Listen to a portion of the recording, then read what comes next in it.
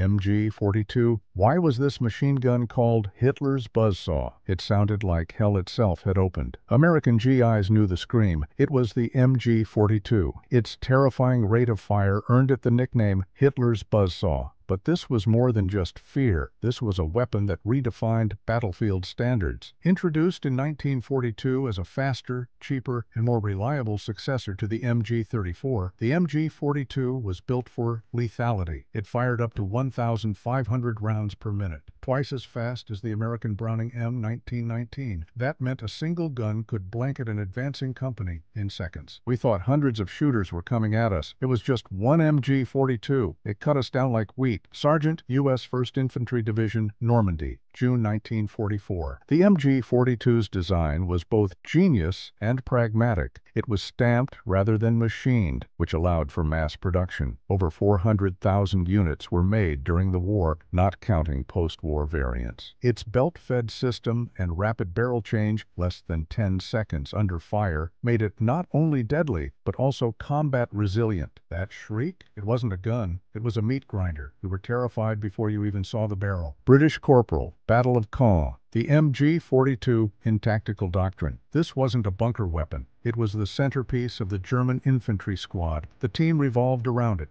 Ammo bearers, flank protection, movement. Even outnumbered, German squads could hold off larger forces with just one MG42. It proved devastating in North Africa, where sand and heat crippled Allied weapons. On the Eastern Front, in dense forests and chaotic Soviet assaults, the MG42 became a weapon of suppression like no other. Our attacks died before they began. That sound up ahead, we called it death. Red Army veteran, Kursk, 1943. Chambered for 7.92 by 57 mm Mauser, its ammo had excellent penetration and long-range accuracy. The gun could dominate in both offense and defense, halting counterattacks or covering infantry advances. It was mounted not only on bipods and tripods, but on tanks, trucks, motorcycles, and anti-aircraft rigs. In low-altitude defense, its fire density could shred aircraft. The MG42 legacy. The MG42 wasn't just a weapon of its era, it set the standard. After 1945, it didn't vanish, it evolved. The MG1, chambered for NATO 7.62 by 51 mm, followed. Then came the MG3, still in service in over 30 countries today, from Germany and Italy to Turkey and Pakistan. The MG3, still the same MG42, just renamed and reloaded. It outlived its war. Oberst Heinz Leibinger, Bundeswehr. Its influence spread eastward. Soviet engineers learned from captured MG42s, borrowing its quick-change barrel and belt-feed principles. Even the American M60, adopted in 1957, bears traces of its DNA. We hated it, but we respected it. If we had it, we'd have used it. U.S. veteran, Normandy. In Operation Market Garden, a pair of MG42 crews held off an entire British company at Arnhem Bridge. That kind of firepower changed the game, tactically and psychologically. You hear the MG42, you don't advance. You find cover. Even tank crews felt vulnerable. Radio operator Sherman Firefly, 11th Armored Division, a weapon that changed tactics and culture. The MG42 shaped modern warfare. It birthed the concept of base of fire dominance. NATO infantry doctrine still revolves around a single gun team suppressing the enemy. It's that impactful. You've heard its sound in movies like Saving Private Ryan and Enemy at the Gates. That whine? It's war's scream. It's not just a sound, it's the voice of war. Screenwriter Steven Zaillian. But there's a dark side. The MG42 was a near-perfect weapon in the service of evil. It was used for occupation, suppression, and mass killing. That paradox makes it an icon of both engineering brilliance and moral complexity. And yet, the legend endures. 80 years later, its design is still relevant. Its sound still commands respect at reenactments and military schools. The MG42 isn't just a machine gun. It's the voice of a war we can't forget. Dr. Johannes Boltz, weapons historian.